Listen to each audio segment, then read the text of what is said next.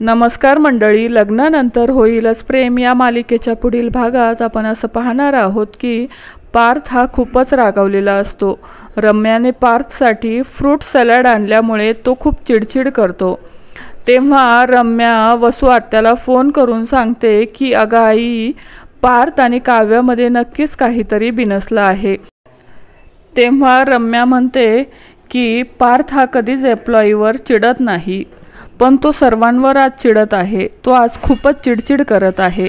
नक्कीच त्या दोघांमध्ये काहीतरी झालं आहे, याचाच फायदा आपल्याला करून घ्यायचा आहे।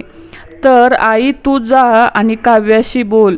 वसू आत्या काव्याला विचारायला जाते की तुझं आणि पार्थचं काही भांडण झालंय का? जर काही झालं असेल तर तू मला सांगू शकते, मी तुझी मदतच करेल। तेव्हा काव्या केक खात असते व ती म्हणते आमच्या नवरा बायकोचा प्रश्न आहे, तुम्हाला काय करायचं आहे? तेव्हा वसू आत्या म्हणते की अगं मला सांग, मी तुझी मदतच करेल। वसू आत्या तिला असं विचारत असताना काव्या तिच्या तोंडात जोरात केक कोंबते।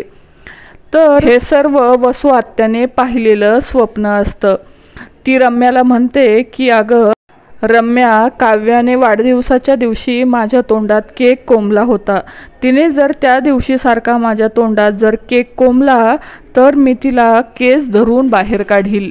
आणि तेव्हा रम्या खूपच हसू लागते।